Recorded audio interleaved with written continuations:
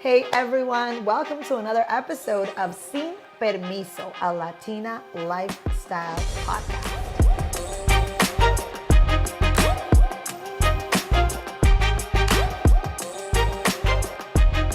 Welcome to another episode of Sin Permiso, a Latina lifestyle podcast. I have a very special guest here with me today because he was my marketing director. He is a friend. He was in the real estate business. He is now still in the marketing business. He does it all. And today, he's more than that. Today, he's going to be sincere. He's going to be a friend. We're going to talk about some deep shit, Kevin and I. Kevin Cueto, thank you for being here. Of course. Anytime. I love it because we have like the best conversations and we're very candid. Yep. And we can be very honest. I met you years ago and I don't think I've ever thanked you, but I need to thank you because when I met you, I think it was 2019, I'd always been doing the real estate, the status quo, doing what I needed to do. And meeting you just was pivotal because you really took my marketing to the next level, the next step with your enthusiasm, with your great personality, with your intelligence and your art, right? Your skill set. So I've never said that. Thank you so much. Oh, I appreciate that. It means a lot coming from you. No, and it means a lot for you to come here today because there's themes that we don't talk about, right? We don't talk about Bruno and the Latino community, especially Latino men. There's a stigma, there's a wall. We don't talk about how we feel. We just keep it moving, right? Yeah. I feel like as strong business people, in my case, as a mom, we always just keep it moving and we hide, a lot of what's going on internally. We like sweep it under the rug. But then that happens and then it grows and it grows and it grows and it grows. And there's something that's, pulling us and you don't pay attention and you keep it moving and you keep it moving until finally that thing stops tapping and it just knocks you on the ground. Yep. And, it's a mix of anxiety, depression, and burnout. Burnout from saying yes to too many people at the same time about too many things. And I know that when you and I started, you were just getting into it and you started getting into the business and you were so good and you always said yes and you always showed up that it snowballed into you becoming overwhelmed because you just got too good too quick. And I mean, for God's sakes, the Patriots called you and you were doing work for them. How did that come about? Like, where was the point where you said, I got to do something. This is getting out of control. So like you said before, it happened really quick for me. Life kind of just slapped me in the face. I was in the real estate industry for, God, how long was that? 3 or 4 years maybe. I started off with our good friend Nellie, my mentor and my other mother, I call her. And then I moved on to Boston doing new developments and things with the Santana Properties team. So when I took that first step, you were my first call, you were my first client, and it kicked off from that. And for me, it was the first time owning a business. And that's like one of the things is first off, I didn't graduate from college. I left after 2 years in Florida and I said, I'm going to figure this out. Went to real estate and then went right into business. I think for me, one of the issues and one of the things that I see now in schools is that you're not taught about credit. You're not taught how to run a business. Like you're not taught that when you own a business, you're going to owe a shit ton of taxes and you got to be prepared for that. So I think that I took off too quickly. I mean, how old were you, Kevin? 24? 23? What year was this? 20. Well, I met you in 2019. So I started business 2020. So I'm 28 now. So 23, 24, yeah, that'd put me right there. And yeah, I had a really good first year. Second year, and all of a sudden I got behind on taxes. Like I didn't know that. It was a small stump, we took care of it from there. I didn't set any systems for my business. I didn't do anything. And like you said before, I'm a people pleaser. Ever since I've been a little kid, I'm always a yes man. No matter what it is, no matter it's a burden, like, hey, like, can you do this for me?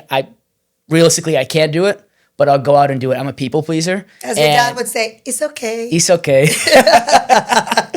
But yeah, it came to the point where I started to struggle with my sleep. My relationship struggle with friends, with family, with my girlfriend, like everything kind of slowly started going downhill. And I think it's tough for me because as being a people pleaser, I am not good with showing that more vulnerable side of myself. Like you said, like even though I was going through shit in my own mind, it's easy for you to just put a facade in and just act like nothing's going on and just shoot it. Person that I sent you to go take a picture, take a video, I kid you not, every person would say, "What a nice guy. What a great kid."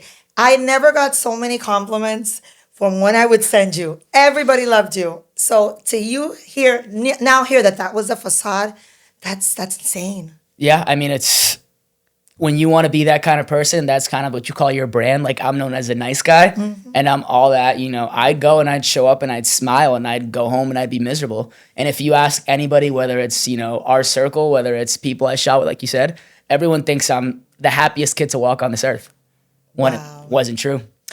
Wow. So that was hard work to be able to have to show that and inside feel a certain way. Do you think it was burnout? 100%. So when I first started, I would layer at this. I was very excited with projects.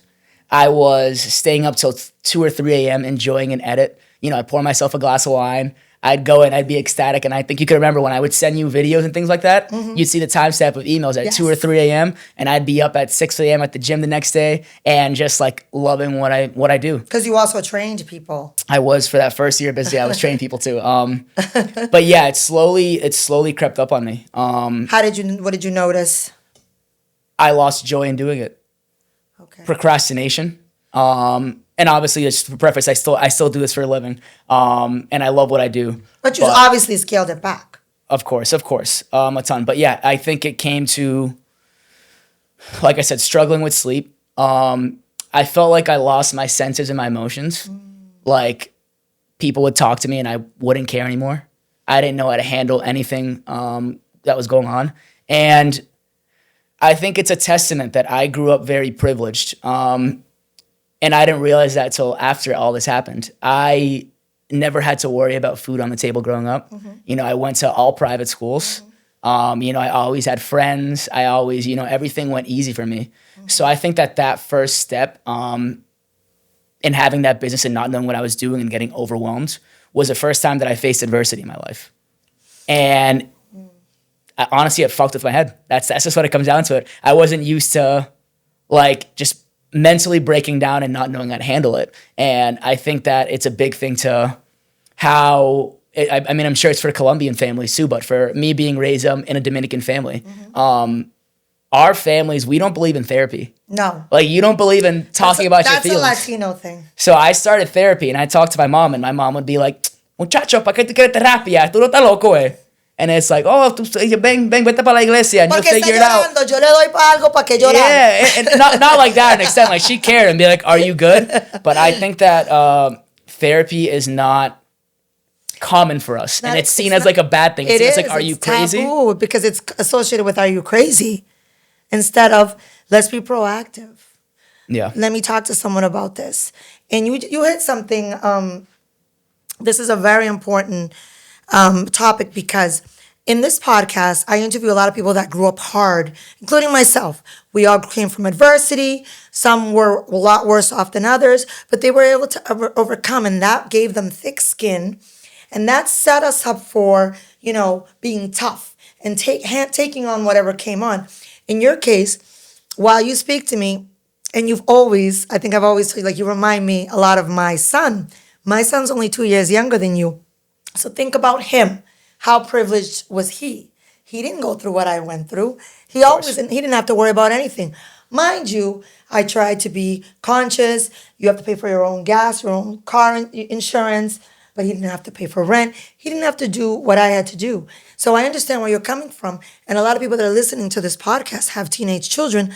And people from my era seem to want to give them what we didn't have, just like your mom did. But then this is probably an example of, a result of not having adversity. Not that they're always going to be like this for everyone. Yeah. but it could be a result of not having the adversity, like you said. 100%. Yeah. And that, as bad as it is, it kind of set me up for failure and not going through that. Imagine at that point, I'm going through this after I've lived almost my entire grown up life, like starting in, and I've worked years and called myself like an adult. Everything went well for me in like real estate. Everything went well for me in training. And I'd feel like I'd start something and I'd catch on. It went like very easy for me. So it's crazy because your problem was you just did too well, and anything you did too well. Which is a bad thing, which is an awful thing. It's an awful thing. So we need to fail first. There's a saying, it says like, and fail hard, because that's going to be the best lesson you ever learn. And I'm sure you can say like where you've gone now, That's and profound. you know, and investing and in your real estate career and everything you do. I've learned from a lot of mistakes. You learn, yeah. Sometimes you gotta lose all your money, lose some friends, lose everything to get to a point in life where you have true happiness and you're good at what you do, and to know what rock bottom feels like, because you appreciate where you are at that point after the fact. 100%. I don't know if we all find true happiness, because I think it's happiness. Sometimes personally, I want to say, I think it's a dream that we all chase, because everyone's definition of happiness is different, right? Of course. And sometimes we look back and like right now, I look back at a time where I had a husband and 3 kids and a dog and a house, and I wanted so much more. And now I look back and realize that was the happiest that I ever was. That was the happiest time, which doesn't mean that there won't be happy times ahead. But I never appreciated in that moment, in that craziness, in that hustle and bustle, that was a very happy moment. The other thing that, I'm listening to you, we're all very different. I kind of had the opposite issue in discussing, and like, again, we don't talk about therapy, we don't talk about these things. There was a time, and not too long ago in my life, where if I wasn't 1,000% busy, 1,000% doing this or that, I felt like I wasn't being productive to the point where I felt like a loser. And that's almost the opposite. That's being too hard on yourself. But I have to admit that that's kind of was my MO throughout my life. I had to feel accomplished. And I never forget that I called Nelly one time. I think it was like a January or a February, which we know is the slowest time of the year for real estate. And I said, I'm so down in the dumps. I don't know what to do. And she quickly picked up on it and said, you need to feel accomplished. Make a list of people that you want to have coffee with or lunch. Go eat with them. Go have a coffee with them. Take down notes, learn, and that will make you feel like you are being productive. Yep. And it totally was. It's like an internal thing that now at my age, I'm starting to learn to be okay with maybe not doing anything this afternoon, maybe not doing anything tomorrow morning. But I feel like it's that, maybe that desire that we have to go, go, go, go, that can ultimately be our demise. I agree. And I still struggle with that now. Like, I try to find peace in things, but I think another thing that messed with my head, like getting into business, doing things, especially at my age, is that we see our parents getting older. Like, I'm at that age where my parents aren't like, I'm not worried about them like dying or passing away. But my whole mentality, before those years where just working myself to death was like, it's a beautiful thing. Don't get me wrong. This isn't a bad way of thinking, but it's like, hey, like, who's going to look out for my parents? And you put that external pressure on yourself. You put that on yourself at 20 something. Wow. I mean, it's just like, I'm not old, but we're talking 60s where like right now, like my parents, they have something put away, but it's not like they can retire now. And like, who wants to see their parents at 60 and 70 years old working? No. Like, nobody wants to see that. No. So it's like putting external pressure on yourself to do those things without them physically asking and telling me like, hey, like, you got to take care of us. That's never a conversation that was had. But I felt like that also like always has pressure on me that I need to do this and I need to do it well so that I don't need to worry about my mom and dad working when they're, 70-year-olds. And it's not that I need to be this huge millionaire and take over the world, but I just need to do well enough as to where I could at least look out for my family. And in my personal case, if we get into relationships, for me, it's going to be hard. It's been hard, right, as far as relationships goes, because especially where I'm a woman, I kind of expect my male counterpart to be successful in a certain way or to be ambitious in a certain way like I am, because like that's how I roll, that's how I work. And for you, how is this, affected maybe your relationship as far as, having to scale back? So when I was working these long hours, and like I call it, I'd say COVID was the best thing that happened in my life. Not only did my business like grow at a steady rate, but that's when I became closest to my now girlfriend. You shared that time with each other. After that, I got extremely busy, and that's where my relationship slowly started going downhill. And it's because of those long nights. It's because of that. And then when I was going through my own mental battles, I wasn't open with her. I didn't share those things. So for her, she saw that as neglecting. You were closed off. And it wasn't like a thing that I just didn't want to talk to her. I didn't talk to anybody. Like, and you know this from like now, like you can see back in though, like when I am in Now I realize why you wouldn't answer my text. and it wasn't anything personal. Like whether it was, my mother calling me, my brother calling me, her calling me, like it was just how I handled it. And it wasn't anything intentional to see like, hey, like I don't want to talk to Peggy today, or I don't want to talk to this person, or I don't care about that person. It was never that. That's just how I handled my stress at that point. Since then, I got into therapy, and it's the best thing ever.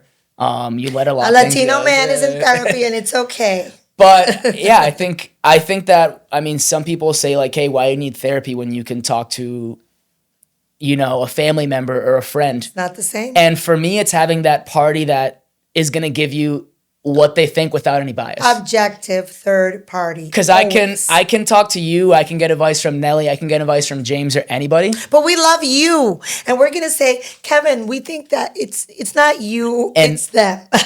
With anything in life, but before I even ask you the question, since I know how you are, I already know what the advice you're gonna give me. And I'd be like, all right, she's gonna tell me, screw this person. She's gonna say, go for it. She's gonna say, you know what, do it, it's the right thing. But when you ask somebody that has zero, that barely knows you, and they're gonna give you, like you said, that objectively no bias response, it's a good feeling. And sometimes you need somebody to tell you, no, you're not fucking crazy. Like how you're thinking, you're not crazy. This is normal. Just told me this is normal. That I'm not crazy. Yeah. You see? I'm not crazy. I told you. And sometimes it's important to hear that. Like that'll be like, hey, I was thinking about this and that. I'm feeling this. Oh, that's perfectly normal. Yeah. I hear voices. All right, not like that. Not like that. Chill. No, but I love that you brought that up because the stigma has always been like, ay, no, eso es pa locos, no está loca. What do you need to do? Ay, no, tan boa. Just llame a su mamá or call me or whatever. But it's not the same. I do personal therapy. I do couples therapy. And it's not like we're like nearing or anything's going wrong, but it's like good for us to like talk in that setting. Like it really is. And I think that improves relationships. Yeah, because you feel like you're going to actually... It's almost like there's a third party protecting and it's a safe space and you can actually say what you have to say without it becoming an argument because we're in a controlled atmosphere. Sometimes something will happen on a Tuesday and we know we got therapy on Thursday and be like, yo, just wait till Thursday. Just wait. I'm gonna keep notes. Just wait.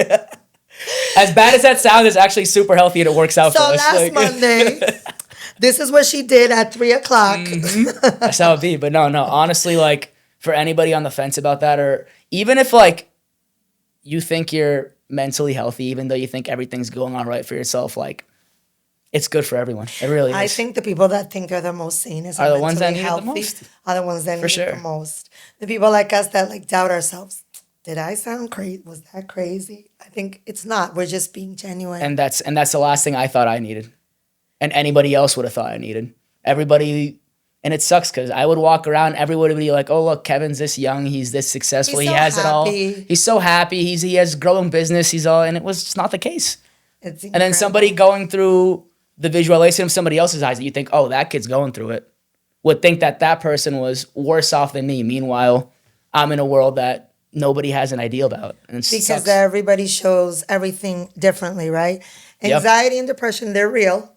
I always say, listen, I don't believe that as human beings, we were built to live in a society like this one where we're oversaturated, over-processed, over-bombarded with all this technology, knowledge, overstimulated. And I think that is what causes us to feel this anxiety and feel this way. And going back to nature and being grounded is really underrated. It's very important for us to connect with Mother Earth, connect with our inner self, with our higher self, without sounding cheesy or hippie, because I have a whole nother spiritual side to me. But that this way we don't disconnect from our true self, because it's a crazy world out there. I still got to do drugs with your shaman, so send me that We number. need to do the mushrooms with the shaman.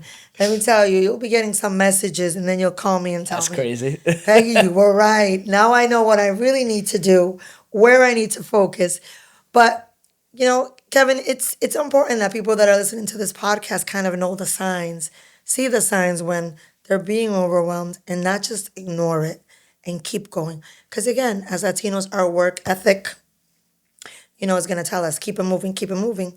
But there are signs, I feel, sometimes low energy, brain fog, we can't, sometimes just, and we don't show our feelings, we don't cry, but sometimes it just becomes too much if you're finding that you have to, have a drink every day, or, you have to do this or you have to do that.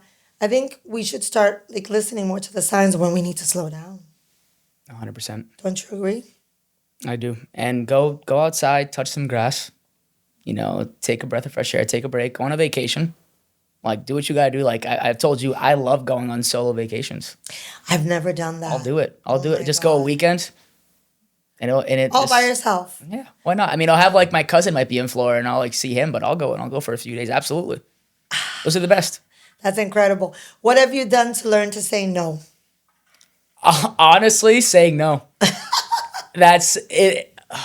It's tough to say when that moment came, but I think that I just took that first step, and it was with people that I was currently working with. And then it was just taking 8 steps back to hopefully in the near future take 20 steps forward. Got it. Because at that point, at the peak of my business, I think and I told you that point when it came, I cut off 60 to 70% of the people that I was working with, and I just said people who gave you anxiety when their name would pop up. Yep, I still hear those. I don't hear a lot of voices, but I still hear some voices in my head. I can guess. Well, Kevin, I want to say thank you for not saying no to me. Never and that. Saying Never sí that. to Sin Permiso. Coming on here That today. was cheesy as hell. Don't ever say that out. I'm just kidding. I had to do it. It was a layup. Saying sí to Sin Permiso and coming today. And thank you for catapulting my business and inspiring me and supporting me in my craziness. I'm going to travel here. We're going to record this. We're going to do that. Of course. And thank you for saying it's okay to have therapy if you're a Latino man. Of course. Go to therapy, cry if you need to. It's all good. And learn to say no, guys. Thank you for joining us here in Sin Permiso. Peace.